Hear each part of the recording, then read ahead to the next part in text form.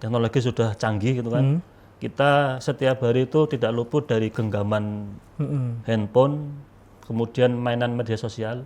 Itu menjadikan kita tuh semangat ibadahnya berkurang. Sebenarnya sepenting apa sih kita beribadah itu Pak Yai sebagai manusia ya, biar kita itu sadar akan bahwa kita manusia, kita beragama itu memang harus beribadah. Nah, biar kita meningkatkan kesadaran itu gimana Pak Yai? Kayak misal orang tua mengeluhkan anaknya yang malas beribadah. Nah, itu biar menumbuhkan itu kesadaran itu gimana? Apakah memang harus dipaksakan sejak kecil? Misal kalau nggak sholat atau apa diajar atau gimana itu Pak Yai? Pendekatannya. Orang tua itu khususnya perempuan ya, yang ketika hamil, nah itu mulai dari sudah berusia 4 bulan, ya itu harus dilekati. Makanya orang zaman dulu itu kalau sudah menjadi janin, orang tuanya harus diragam. Nah, seperti itu. Ketika anak ya diperlakukan seperti anak. Ketika anak sudah mulai tumbuh dewasa, mulai psikologisnya, kita bergaul dan sebagainya harus menyesuaikan. Ketika anak sudah sudah akhir balik, orang tua juga harus bijak. Artinya jangan perlakukan anak tersebut seperti kayak anak kecil terus ya. Betul. Karena itu ada penolakan. Banyak penolakan.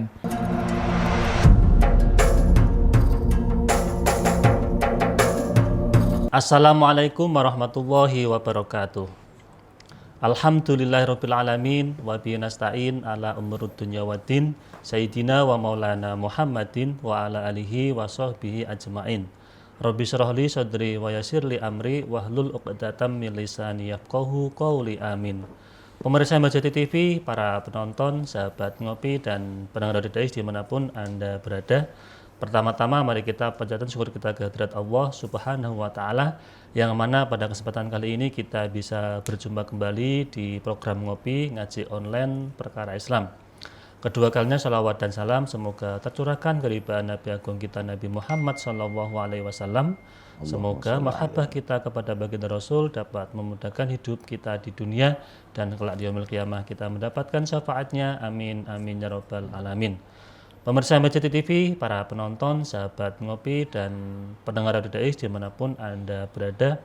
Alhamdulillah kita bisa ketemu lagi di acara ngopi ngaji online perkara Islam, dan malam ini kita sudah sampai di episode yang ke-245. Nah, seperti biasa pada episode kali ini saya ditemani teman ngopi saya, ini ada Mas Aldi. Assalamualaikum Mas Aldi. Waalaikumsalam warahmatullahi wabarakatuh. Sehat Mas Aldi? Alhamdulillah sehat. Mas Anis gimana kabarnya? Alhamdulillah sehat. Sehat juga sehat, alhamdulillah. Ya. Ini Mas Aldi kita ketemu lagi. Ketemu terus kayak Mas Aldi. Tapi kan kalau yang rutin ini setiap malam. Nah, ini kan kita berusaha untuk istiqomah. Nah, malam ini kita kerawuan tamu. Yang dari mana ini Mas Anis? Ini sebelumnya belum pernah kita undang, ini baru pertama kali. Oh gitu. Beliau tapi juga sudah melalang buana dakwahnya. Kemana-mana ini berarti ya. Beliau juga mungkin mirip-mirip sama Mas lah. Apanya?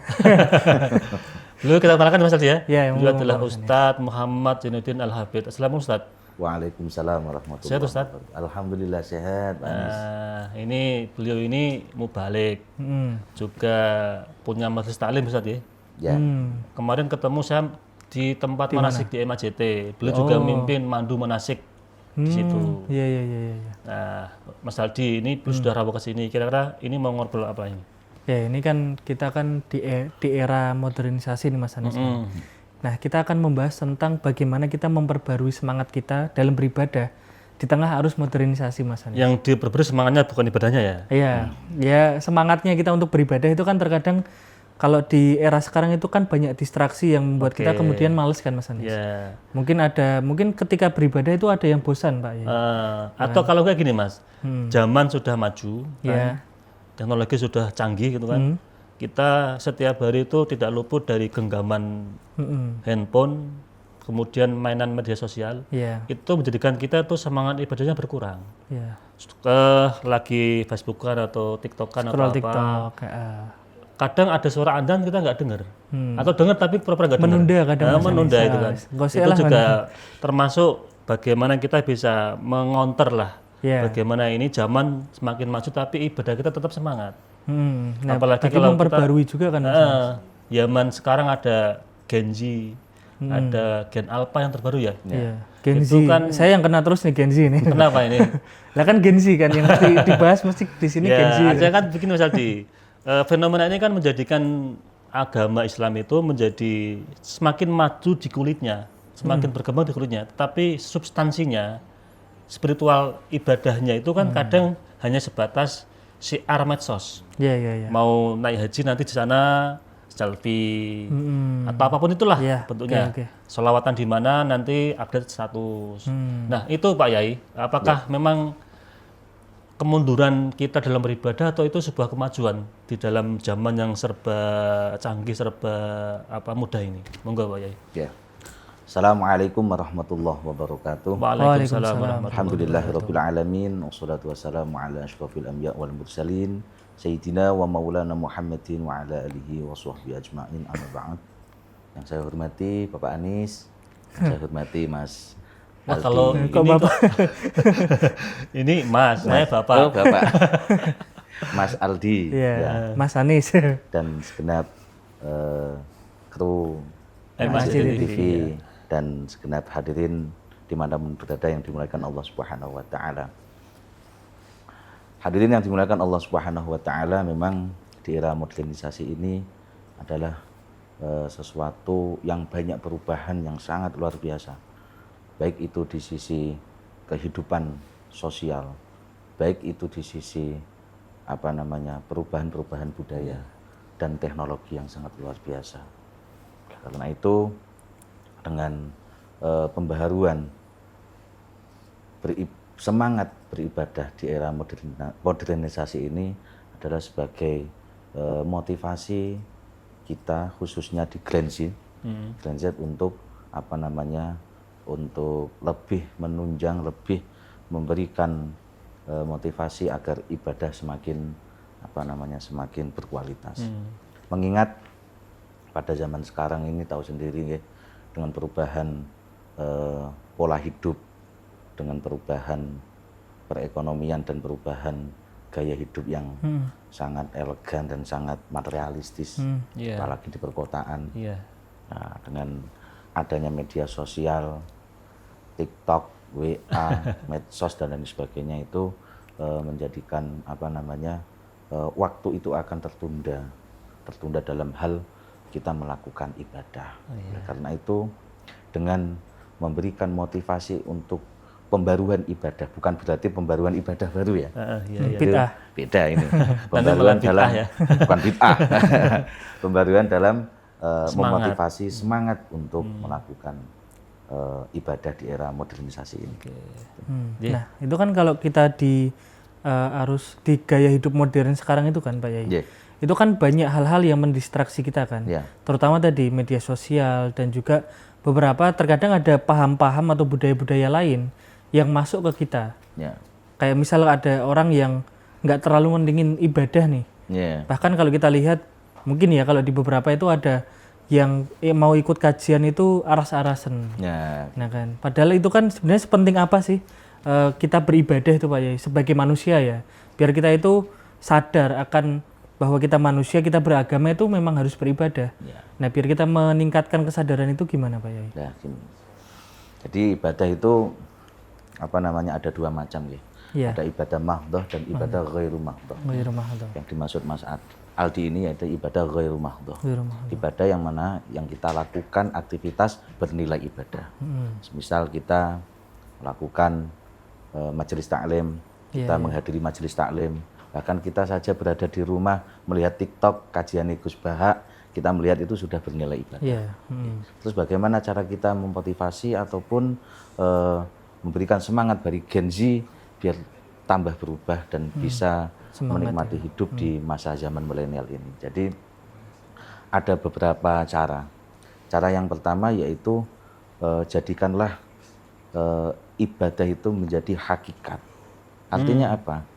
Hakikat beribadah.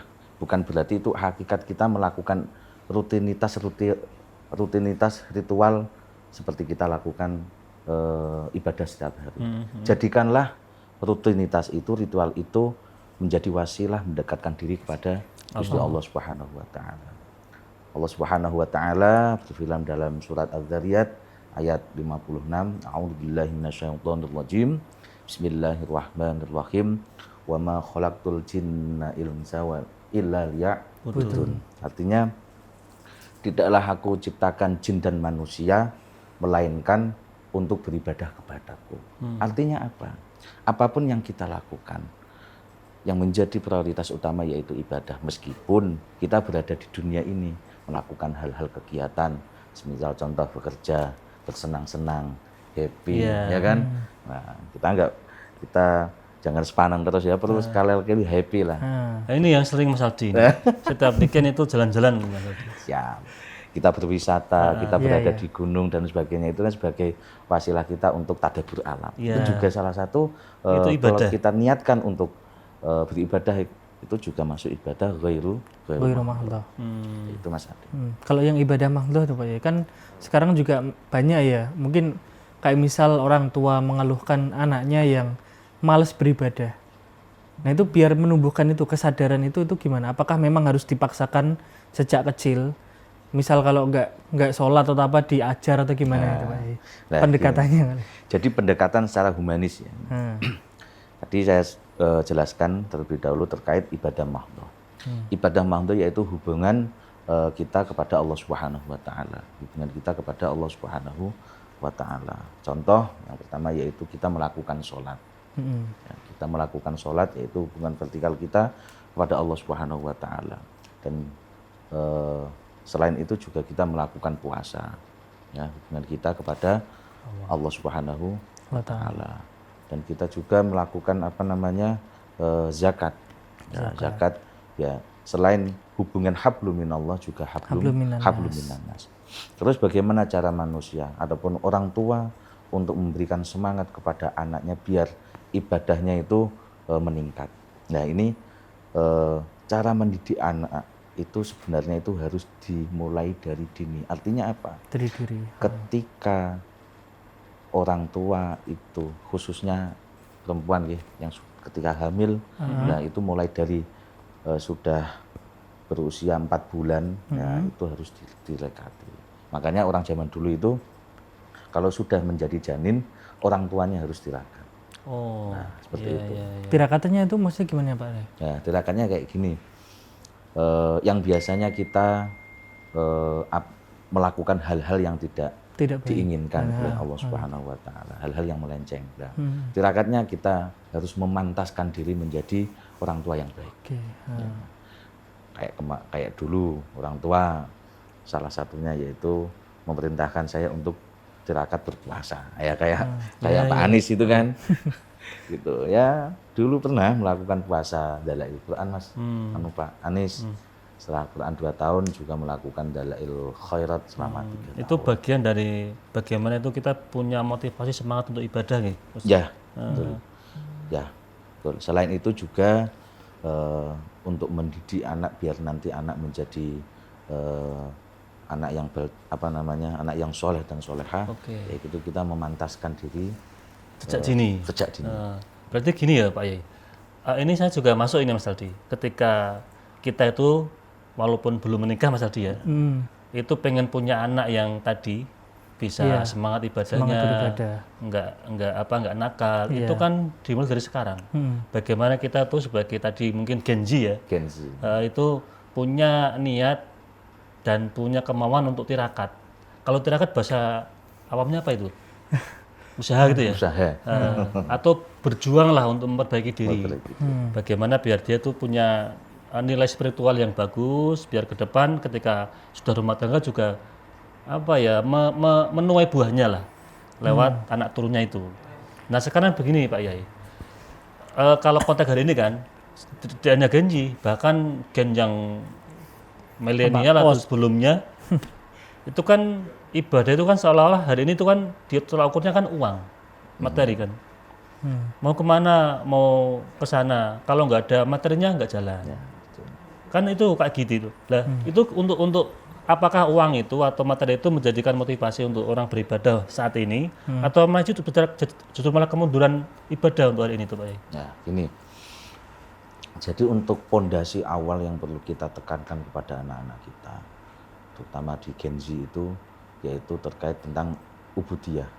Ubudiyah dasar, memahamkan anak-anak kita dalam hal beribadah.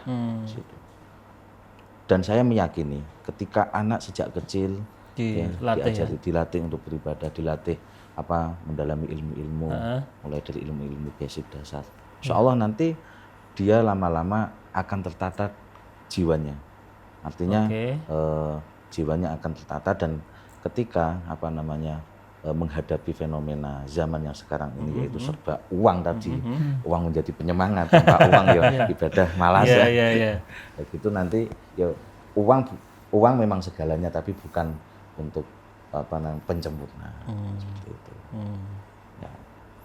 Nah, kalau Mas Aldi gimana komentarnya tentang uang itu semangat untuk beribadah itu? Iya, kalau saya sendiri ya itu ya saya juga suka uang sih. Cuman kan mungkin kalau kita misal secara ekonomi itu sudah mantap, itu kan kalau ketika ibadah kan lebih tenang kan Mas. Dan mungkin lebih khusyuk juga kan. Kalau saya pengen bertanya tentang tadi, kalau ibadah ini kan urusannya kan akhir aja Pak ya. Tadi kalau dibilang anak itu dibiasakan sejak kecil. Nah, ketika umur-umur mungkin remaja atau mungkin ketika kuliah, biasanya itu mengalami semacam fase kayak pencarian jati diri. Terkadang dia menanyakan segala hal tuh. Kenapa ya aku kok sejak kecil disuruh ibadah? Saya disuruh jadi orang Islam. Kan ada tuh fase-fase kayak gitu. Apalagi di era tadi modernisasi itu kan juga sangat terbuka tuh informasi. Bahkan kuliah nanti aku tak nggak ibadah aja gitu. Atau mungkin ada yang tadi mempertanyakan kenapa kok saya harus beragama Islam, terus kenapa kok Tuhanku misal Allah gitu kan. Nah kan ada semacam kayak gitu karena tadi Mas Anis semakin terbuka informasinya dan dia melihat ada mereka yang berbeda itu loh. Nah itu bagaimana mengatasinya? Gini, ada beberapa metode atau cara. Cara yang pertama yaitu tadi ya, kuatkan si anak itu. Makanya orang tua itu zaman dulu ketika memberikan pendidikan anak itu secara tegas, bukan keras. Tegas, bukan keras ya kan? Tegasnya gimana? Karena apa? Karena anak masih kecil, itu ketika dikasih ketegasan itu nggak mungkin melawan, ya kan? Paham nggih? Nah di era sekarang itu kadang anak itu dilulu, anak itu dimanjakan di awal, ya kan? Ketika anak itu sudah menemukan jati dirinya, dia tahu A, B, C dan sebagainya, akhirnya dia berontak. Ayah kayak gini, bapak kayak gini. Akhirnya banyak kegiatan tindakan-tindakan kriminalitas, bahkan kasus pembunuhan anak terhadap orang tua terhadap anak. Dan terus bagaimana cara mengantisipasi yang menjadi pertanyaan Mas Aldi itu, ketika anak sudah menjadi dewasa, dia mengetahui dulu orang tua mendidik saya Islam seperti ini. Itu aslinya tidak masalah Mas Aldi. Yang penting anak itu dari awal dididik dasar yang sangat kuat agamanya. Nanti berikutnya si anak tersebut akan mengalami tadi ya revolusi baik mentalnya, pemikirannya, dengan adanya lingkungan yang mendukung. Dan lingkungan ini juga memengaruhi Mas Aldi. Meskipun orang tuanya itu agamis, meskipun orang tuanya maaf kiai, tapi faktor lingkungan tidak mendukung, gitu, itu sangat-sangat fatal. Bisa terpengaruh dengan lingkungan yang tidak baik gitu ya. Makanya banyak yang menyarankan ya dari orang-orang tua dulu, kalau bisa nanti anak kalau sudah selesai sekolah SD diusahakan untuk bisa dipondokkan di pesantren, dididik agama yang lebih lebih mendalam. Berarti gini Mas Aldi atau Pak Yai, kita analogikan ya, itu ibarat pohon ya. Kalau anak itu dari awal itu dididik dengan baik, maka kan akarnya akan kuat. Nah kalau pohon semakin tinggi kan semakin banyak anginnya itu Pak Yai. Kalau misalkan akarnya kuat kan tidak mungkin itu pohon jadi jatuh atau rubuh kan. Mungkin kan juga ketika mereka sudah tumbuh ke atas itu kan pasti mereka melihat ternyata dunia seluas ini kan. Dan ketika mungkin angin menerpa dan lain sebagainya, badai, mereka nggak mudah tumbang, mungkin maksudnya gitu ya Mas. Karena kan lebih bijaksana kan. Karena kan ketika mungkin di dunia ketika mereka sudah keluar dari rumah misalnya, keluar dari lingkungan yang dulunya mungkin pondokan Pak Yai, itu kan kemudian mereka melihat segala macam bentuk lah, segala macam bentuk pemikiran, dan akhirnya mereka juga kalau ketika kita menjumpai tadi pemikiran yang berbeda, apakah kita langsung menolak atau kita perlu nih mempelajari dulu? Karena kan kalau saya ya Pak ya, ini pengalaman sendiri ya. Itu biasanya saya tuh mempelajari dulu. Mempelajari, oh ternyata orang Kristen itu pemahamannya seperti ini misalnya gitu. Orang Hindu dan lain sebagainya. Dengan itu malah saya itu lebih menguatkan lagi bahwa Artinya menguatkan keislamannya. iya, keislaman bukan malah ke Hindu atau lain sebagainya itu. Malah saya oh ternyata manusia itu pemikirannya itu seperti ini, jadi lebih terbuka lagi. Nah, kalau jenengan gimana Pak ya menanggapi hal seperti itu? Jadi untuk menanggapi hal tersebut terkait untuk perubahan ya, perubahan ketika kita menghadapi permasalahan-permasalahan seperti tadi. Oh ternyata seperti ini. Oh ternyata seperti ini. Oh ternyata seperti ini. Jadi menjadi orang tua itu harus mengikuti arus.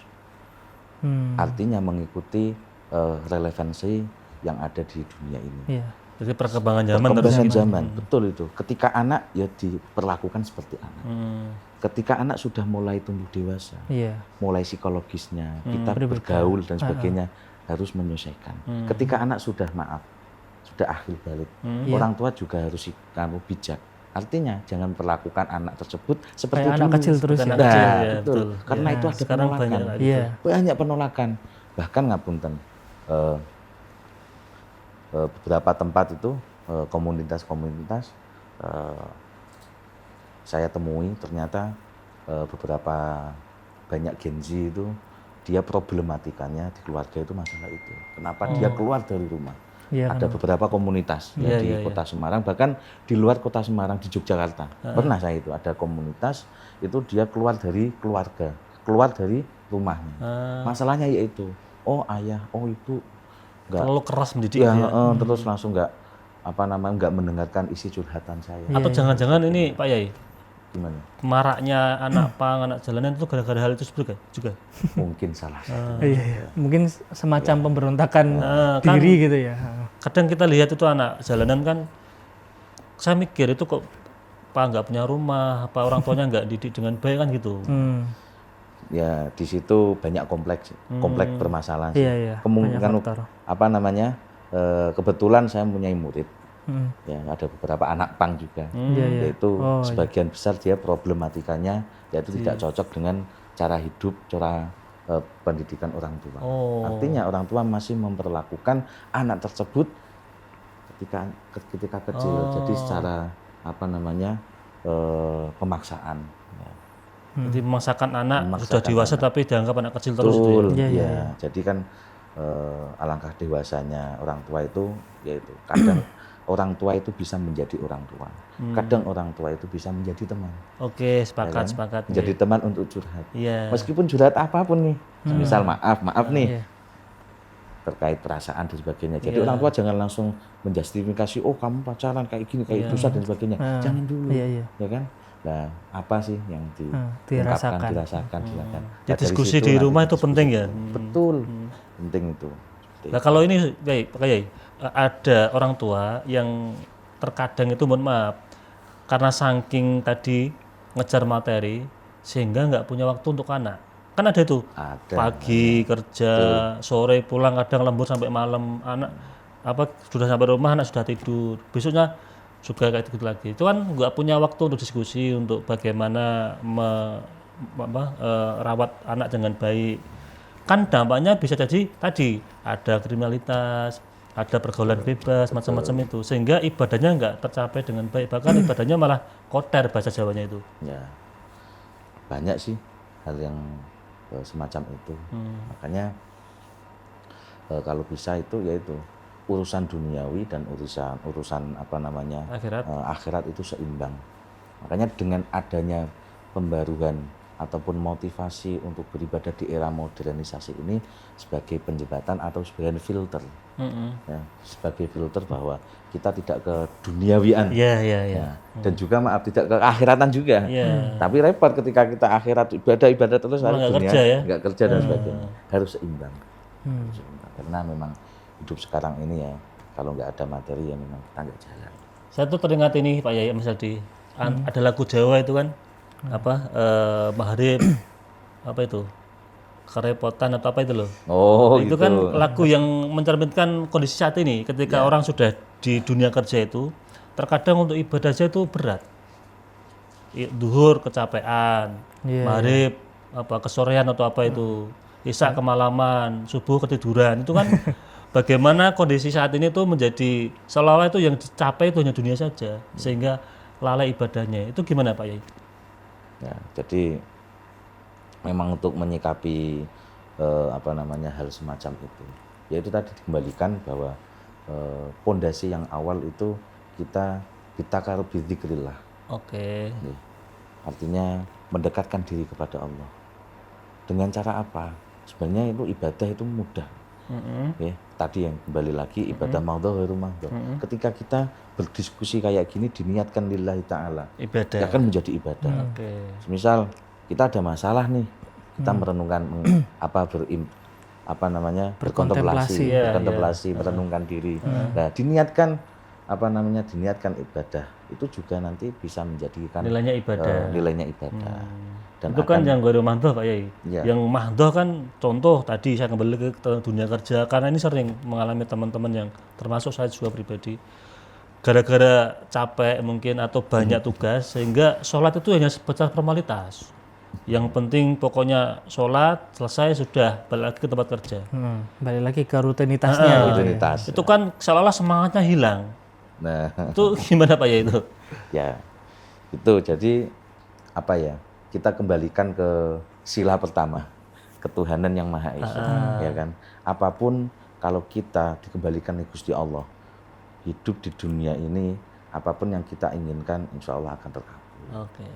Itu kuncinya di situ. Kalau kita maaf, ya memang sih tidak bisa dipungkiri ketika ada kewajiban-kewajiban yang memang butuh kita lakukan, misal mencari maisha dan sebagainya, karena ada kebutuhan untuk mencari maisha, kebutuhan anak dan istri. Nah, tapi tidak ngono ya ngono, tapi aja ngono, bahasane wong Jawa. Iya, iya. Nah, jadi dikembalikan kita berkontemplasi. Insya Allah kalau kita bahasanya bidzikrillah, kita merenungkan apapun itu hasilnya nanti insya Allah akan menjadi solusi. Artinya apa? Ketika kita mendapatkan kesulitan, satu kesulitan Allah memberikan dua jalan, ya kan? Nah, seperti itu. Oke, Pak Yai, ini menarik kita bahas tentang kondisi saat ini Mas Aldi, bagaimana kita bisa punya semangat ibadah. Iya. Tapi ini kita jeda iklan dulu sebelum nanti dilanjut.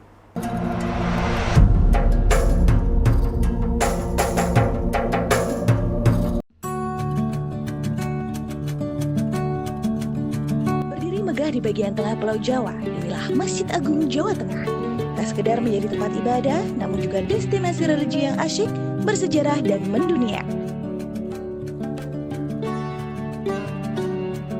Perpaduan budaya dari berbagai penjuru dunia, seperti pada kubah Masjid ala Timur Tengah, minaret khas Semenanjung Balkan, serta sentuhan arsitektur Jawa, semakin menambah keindahannya.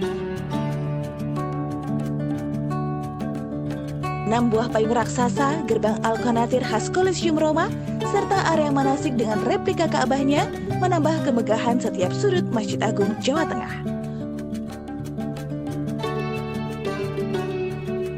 Menjulang setinggi 99 meter, puncak Menara Al-Husna menyajikan panorama kota Semarang yang menakjubkan.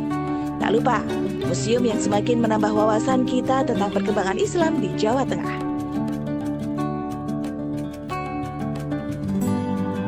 Nikmati keseruan wisata pemancingan dan agrowisata dengan kebun kurma, melon, ubi, dan bawang merah.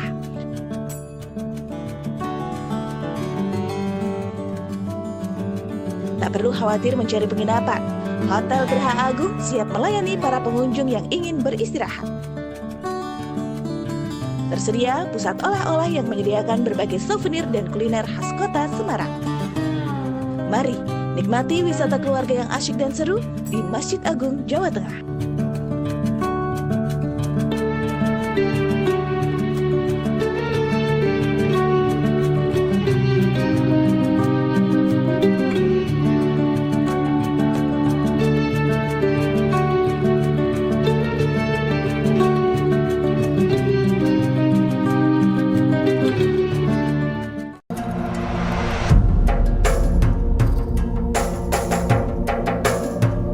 Pemirsa MCT TV, para penonton, sahabat ngopi, dan pendengar audio Dais dimanapun Anda berada, kita kembali lagi di acara ngopi ngaji online perkara Islam.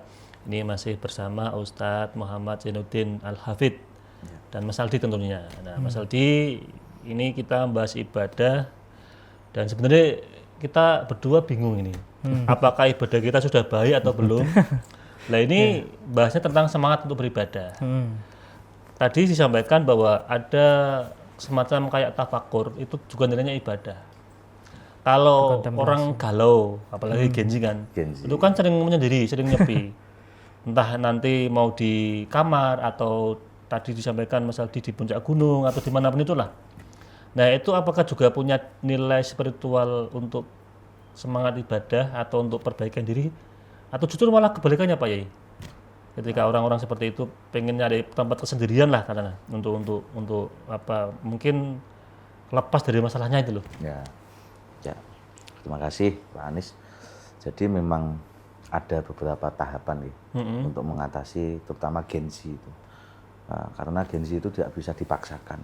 Ya, artinya dia harus keluar dari zonasinya yang dia lakukan dengan teman-temannya. Atau keluar circle-nya. Betul. Nah, ya itu jadi dengan cara-cara kita beribadah dari rumah untuk salah satunya bagaimana untuk memberikan motivasi Genzi itu lebih semangat beribadahnya. Kan banyak cara nih. Contoh, misal kok galau ini pengen mancing lah. Mancing ya. Mancing ning laut kena tutulah dil-dil kan. Terasa kayak nikmat. Nah, itu diniatkan juga untuk apa namanya setiap kita lakukan aktivitas beribadah. Nanti takutnya gini Pak Yai, kan itu kan belum pernah mancing ya, mancing sendirian di laut. Terus dapat ikan besar nggak bisa, ini malah dan kerot ke jebur itu kan repot juga Pak Yai. Nah itu beresiko ya kan. Resiko. Jadi yang tidak berisiko tinggi ya kita apa namanya melakukan hal-hal kegiatan, misal kegiatan sosial nih. Ya. Oke ya betul, artinya kita punya wadah apapun lah. Kan anak muda juga kalau di sini ada remaja masjid. Kalau di kampung ada Karang Taruna atau dimanapun itu yang sifatnya itu untuk perbaikan diri Pak Yai. Perbaikan diri.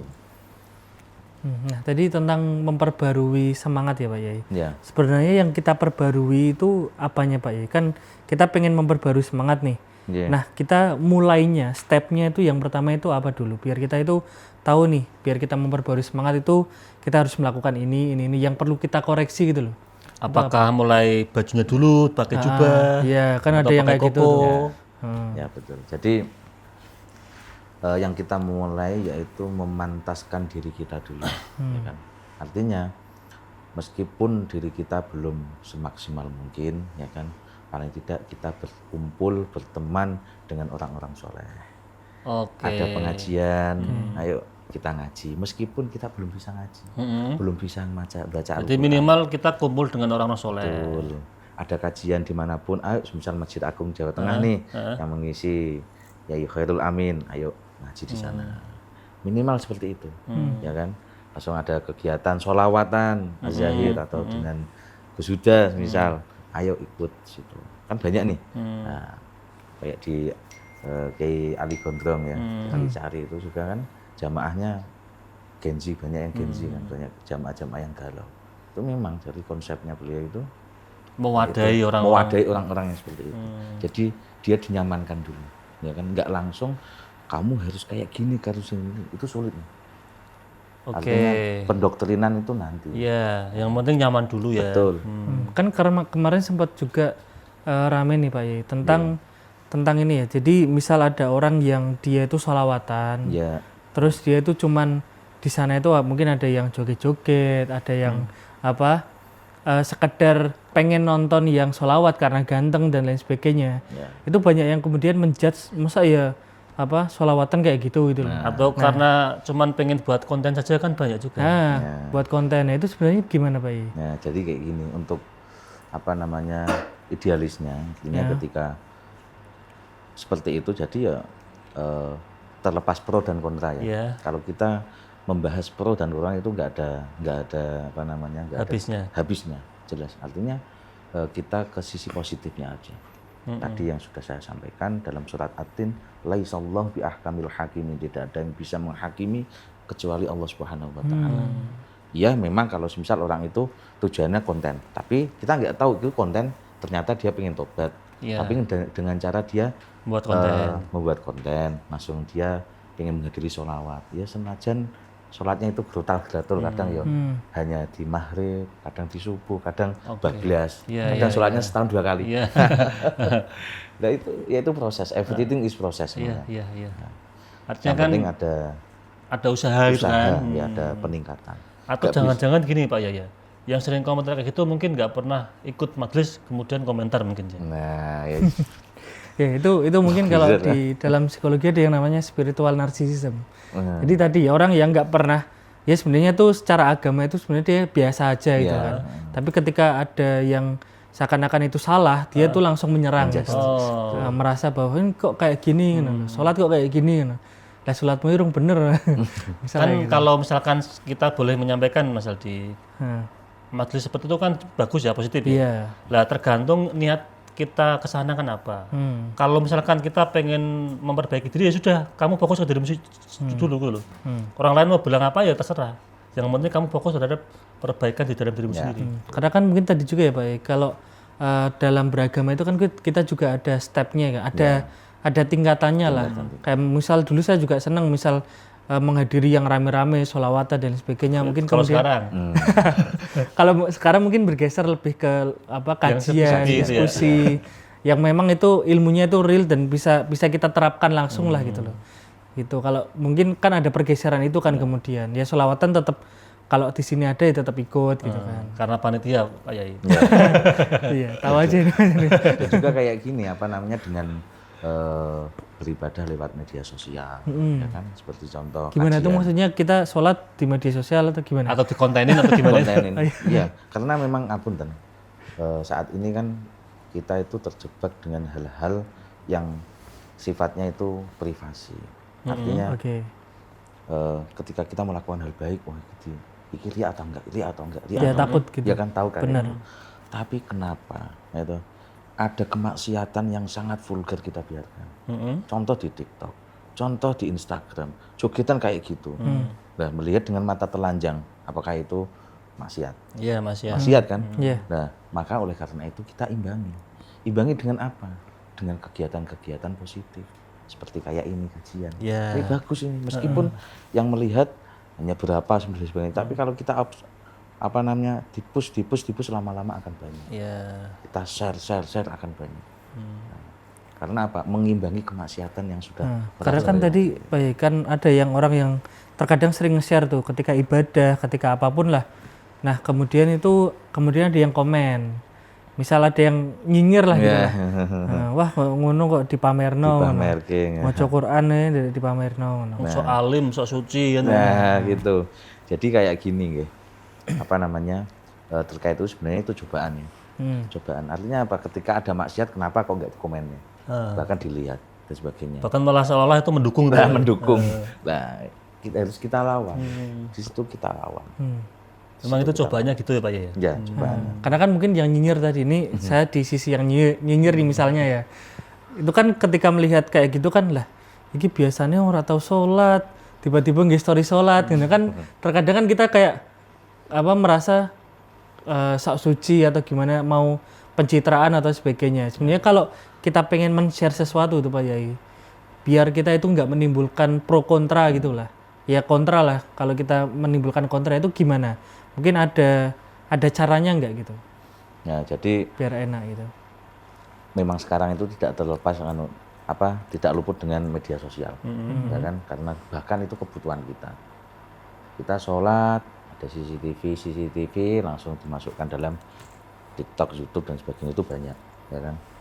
Nah, jadi bagaimana cara kita menghadapi kondisi yang seperti ini, tetap ibadah kita, ritual kita tetap istiqomah. Ya kan?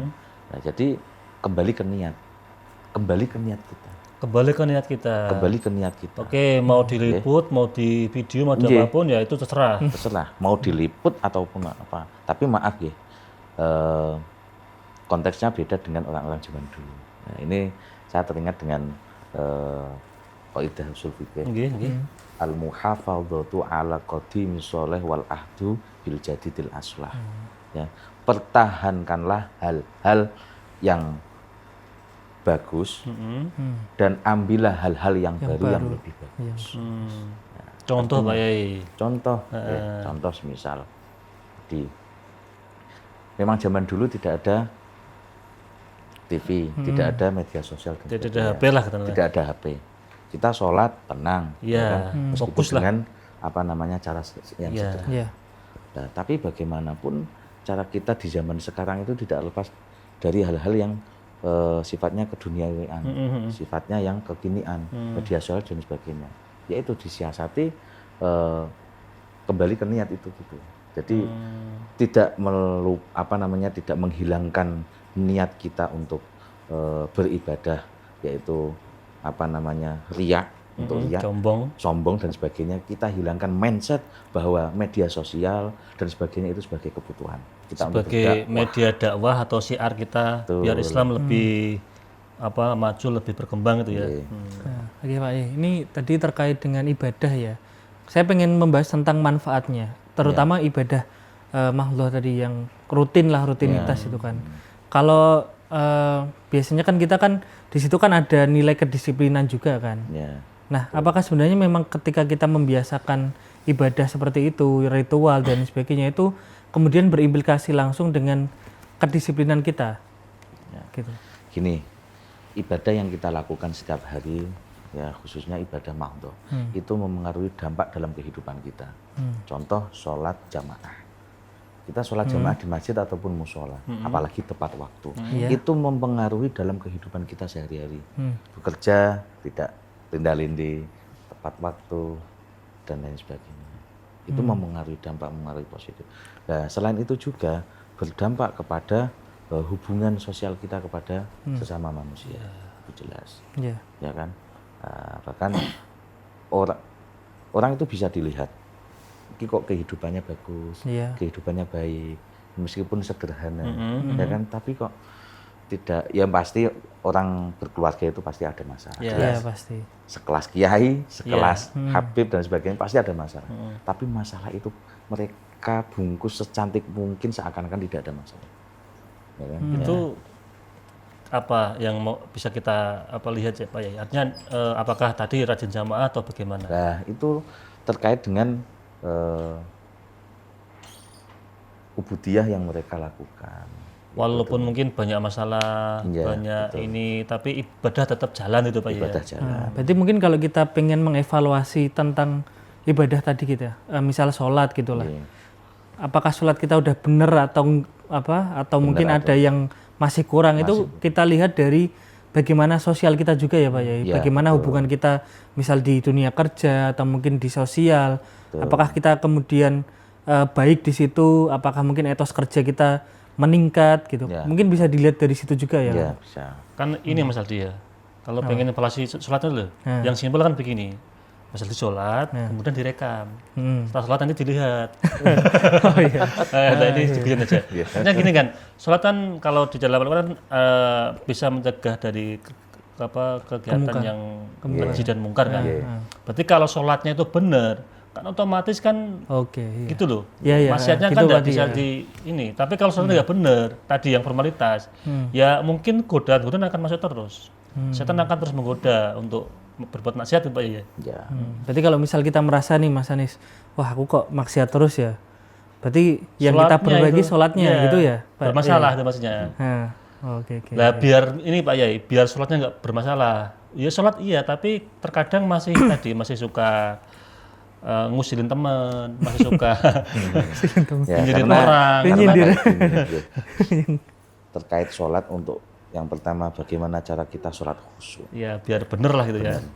Bahkan sahabat saja itu ya, untuk menjadikan khusyuk itu sangat sulit. Ya kan? Ya paling tidak kita ya sekelas manusia, setelah sahabat tabiin, apalagi umat akhir zaman ya. Wah, akhir zaman kayak gini.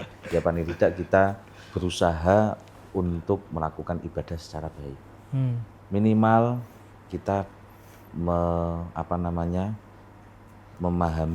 makna kandungan dalam sholat. Contoh nih, ketika takbiratul ihram, Allahu Akbar, Allah Maha Besar, ya Allah. Oke. Nah, ketika kita sujud, ya, kenapa kita sujud, badan kita sujud serendah mungkin. Nah, karena di sini ada penguasa yaitu Allah Subhanahu wa taala.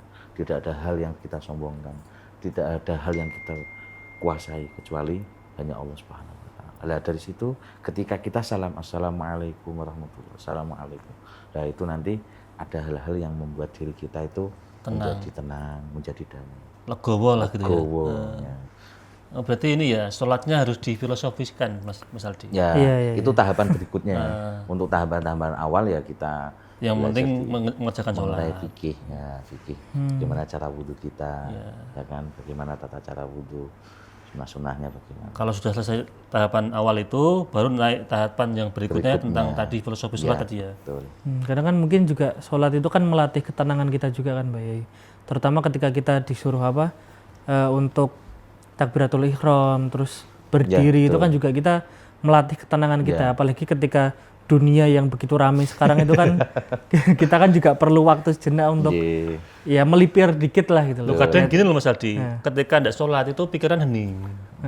Tapi ketika sholat pikiran berisik gitu. Itu kan banyak kejadian seperti itu Pak ya. Itu apakah karena memang tadi sholatnya buruk sehingga setan ketika sholat itu langsung menghiapi semua atau bagaimana itu? Ya itu fenomena.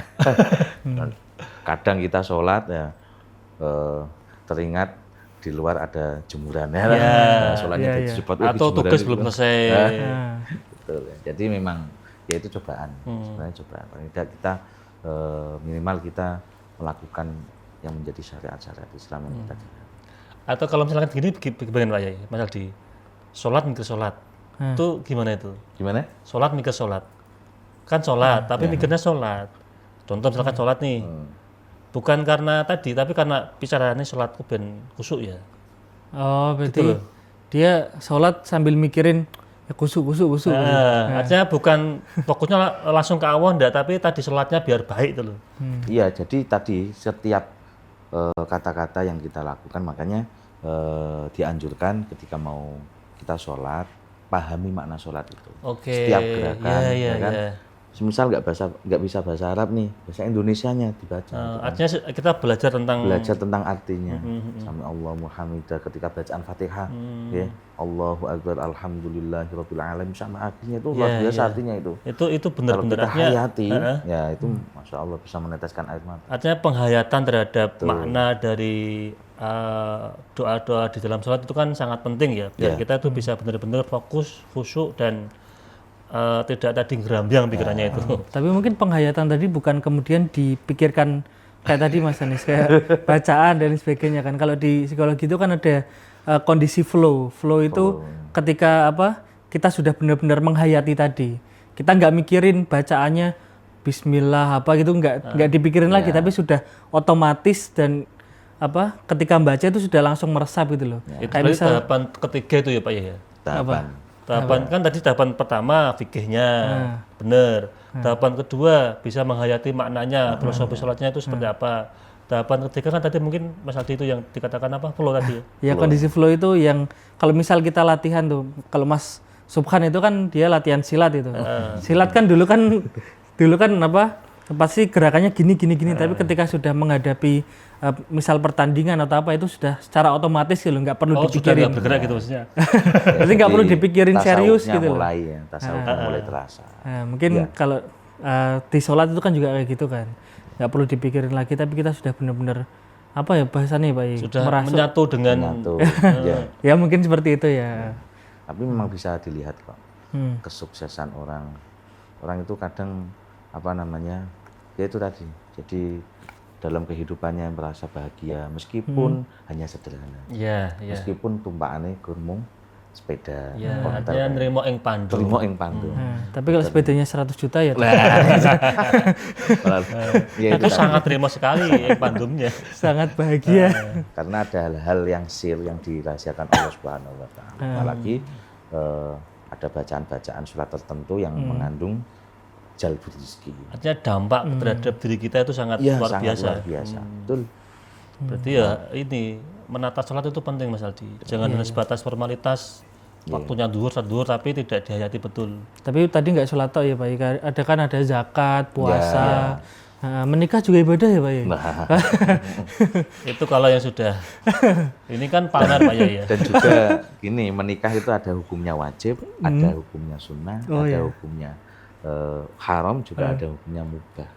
Makanya ada beberapa sahabat, ada beberapa filosofi ilmuwan itu yang dia tidak menikah sampai meninggal.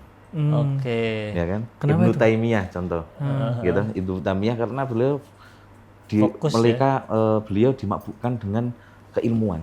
Fokus Dia terhadap fokus ilmu. di ilmuwan. Semisal dia itu sadar diri kalau dia kenal dengan perempuan mungkin ilmunya Hilang. ambiar, Ya, hilang. ambiar. Bahkan Imam Syafi'i saja itu kan ketika hafalannya, ketika kenal dengan perempuan, separuh dari hafalannya Iya, hilang. iya. Nah, gitu. Jadi memang ada kalanya nikah itu hukumnya wajib. Nah, kayak Mas ini ya Wajib kalau memang sudah hukumnya wajib. nggak kuat ya nikah kowe. Oke, berarti ini artinya punya kelas masing-masing kan itu kan ya. Betul. Nggak bisa kan misalkan santri yang baru belajar kemudian harus dikasih pelajaran yang tingkatannya itu sudah level tinggi kan nggak bisa. Nggak bisa, harus menyesuaikan kondisi. Nah ini Pak Yai, kan kita di era sekarang itu ya, tadi banyak distraksi, kemudian juga era modernisasi itu informasi kita semakin banyak. Nah itu kan terkadang kan kita kalau menganggap ibadah itu kan kayak nggak penting-penting amat. Gampangnya itu ibadah itu buat apa, dampaknya buat kita. Terkadang kita nggak bisa merasakan langsung itu loh dampak ibadah. Sampai kadang kerja itu sampai lupa sholat. Nah kadang ibadah itu cuman tadi kalau Mas Anies dibilang formalitas, bukan formalitas ya, kayak menunaikan kewajiban tok gitu loh. Nah terutama tadi kalau kita misal lagi kerja gitu kan, nah ibadah itu atau sholat itu terkadang cuma dibuat kayak istirahat. Nah itu apakah boleh kayak gitu Pak Yai? Nah, gini, terkait hal semacam itu, teringat pesannya Kanjeng Nabi kepada Sayyidina Ali dalam kitab Wasiatul Mustafa. Gimana Pak Yai pesannya? Jadi ada makanan halal yang berdampak dalam kehidupan kita sehari-hari. Ada makanan yang haram yang berdampak dalam kehidupan kita sehari-hari. Ini perlu kita perhatikan. Kadang ngapunten, kita makan barang-barang yang tidak jelas, subhat atau barang-barang yang halal, yang haram, maaf. Nah itu juga berimbas kepada kehidupan kita sehari-hari. Contoh hati kita itu digelapkan, mata kita itu digelapkan, hati kita setiap hari gelisah. Nah itu maaf. Artinya meskipun dia tahu aku pengen sholat, aku sholat, tahu ini sholat 5 waktu, ini sholat, ini hukumnya wajib, kalau nggak sholat dapat tahu ilmunya dosa, kan ya? tahu ilmunya kan. Nah tapi kenapa dampaknya ke dalam dirinya itu nggak ada, tidak ada sama sekali. Meremehkan Bisa jadi itu faktor yang kita makan. Oh iya. Dalam kitab Wasiatul Mustafa. Berarti kita harus memperhatikan ilmunya itu sudah bagus, sudah tahu nih sah rukun sholatnya itu seperti apa, dan juga rutin, bahkan disiplin. Tapi dampaknya tidak bisa benar-benar menjadi perubahan yang positif bagi dirinya itu Mas Haji. Kita berkontemplasi dengan hal yang lain. Apakah cara kita salah ataupun apa yang kita makan salah. Nah, itu juga mempengaruhi. Iya. Terus kalau itu Pak Yai, pejabat yang korupsi itu gimana itu? Nah, insya Allah. Nah, itu apakah juga tadi sholatnya kan juga ada sebagian yang ibadahnya ilmunya agama bagus, tapi tersandung kasus itu kan ya. Nah, terlepas dengan hal itu kita tahu sendiri ya. Jadi kita tidak bisa menjustifikasi satu persatu. Secara umum, ya kan? Secara umum tahu sendiri ya. Kalau melakukan hal-hal yang tidak sesuai dengan syariat, dengan korupsi seperti itu, meskipun maaf orangnya tahu agama, ya kan? Orang punya, ya kan? Dia tahu agama, orang punya, keturunan orang baik dan sebagainya, tapi itu tidak menjamin. Tidak menjamin. Karena itu ada dampak yang luar biasa. Iya. Kalau saya mungkin nggak menyalahkan dia pinter agamanya atau mungkin dia ibadahnya tahulah kentang lah ibadahnya. Punya ilmunya, nggak menyalahkan itunya, tapi ya memang ketika itu dia berbuat salah ya memang itu harus dihukum gitu, maksudnya disesuaikan gitu loh. Kita kemudian nggak memandang oh masa wong duwe ilmu kayak ngene ngono. Mungkin nggak memandang itunya ya. Kita fokus sama apa yang dia perbuat gitu loh. Nggak kemudian menyalahkan orang yang kemudian kan akhirnya kayak mengeneralisir juga kan Pak Yai. Orang-orang yang mungkin juga sama misal kiai atau apa itu kemudian digeneralisir oh berarti kebanyakan rata-rata kayak gitu ya. Takutnya kan seperti itu juga. Tapi ada mustasnayat Mas Aldi. Ada Gimana tuh Pak Yai? Ada pengecualian ya? Gini, ada yang menjadi pelaku, ada yang menjadi korban. Oke, Ya kan? sepakat. Kasus korupsi. Oke, ya. Contoh saja, saya ngisi di lapas itu. Di lapas itu beraneka ragam. Ada yang narkoboy, ada yang tipikor. Artinya kasus-kasusnya itu ya. Ada beberapa yang saya tanya dan sebagainya. Memang ada beberapa orang yang menjadi korban. Mas. Oh, berarti nggak salah. Dia tidak salah. Tapi jadi Dia korban. bisa jadi yang korupsi, ya tadi kan. Ada orang yang korupsi bisa jadi dia menjadi korban. Oke. Padahal dia nggak melakukan. Dia melakukan, cuma hanya mungkin tanda tangan atau apa nggak tahu kan. Ya, betul. Akhirnya Korban. Kalau saya mungkin nggak ke arah tadi korupsinya, tapi lebih ke perilaku maksiatnya Pak Yai. Kan karena beberapa hari ini ya, maksudnya akhir-akhir ini itu ada beberapa berita terkait dengan guru agama, ustadz yang kemudian melakukan ya mohon maaf ya, ada pencabulan, ada kekerasan, bahkan sampai menampar santrinya dan lain sebagainya. Itu kan kemudian di masyarakat itu kan berkembang, lah ini kok orang beragama, orang yang tahu ilmunya kok kayak gini. Nah itu yang saya khawatirkan itu sebenarnya itu. Gitu. Dan masyarakat tidak bisa mencerna dengan baik itu loh Pak Yai. Sehingga menjadikan berita itu jadi momok buat orang untuk belajar agama itu loh. Dan memang ini ada di garis bawah ya, karena sekarang memang media sosial semakin terbuka.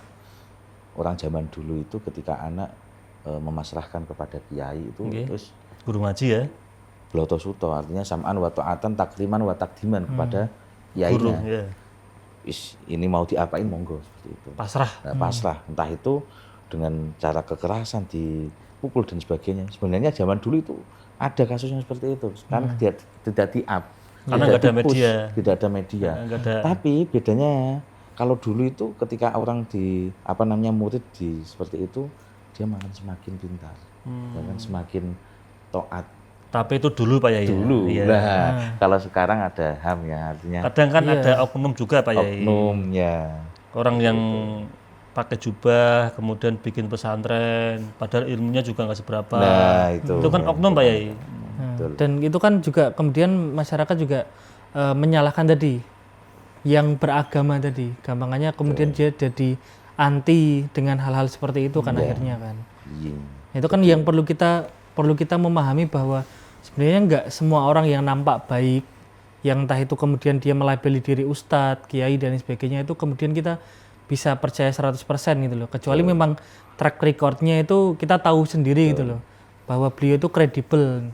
Kan sekarang sudah menjamur itu orang-orang yang kelihatannya itu ahli agama, tapi ternyata tadi sampai yang berita yang terakhir saya lihat itu kemudian mencabuli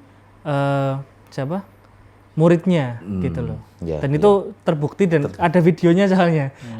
Itu yang membuat miris itu lebih ke situ gitu loh Pak Yai. Ya makanya ini khususnya di Kota Semarang, mungkin umumnya ada juga ya FKPP, Forum Komunikasi Pondok Pesantren. Itu kerjasama dengan Pemkot Mas, Pak Anies. Jadi itu ada semacam sosialisasi terkait bullying. Jadi ada forum yang memang membahas hal seperti itu ya. Semacam itu ada wadah. Kebetulan saya masuk dalam jajaran tersebut. Mungkin yang tadi oknum tadi mungkin tidak punya wadah seperti itu Mas Aldi. Jadi mereka tuh bebas melakukan apapun.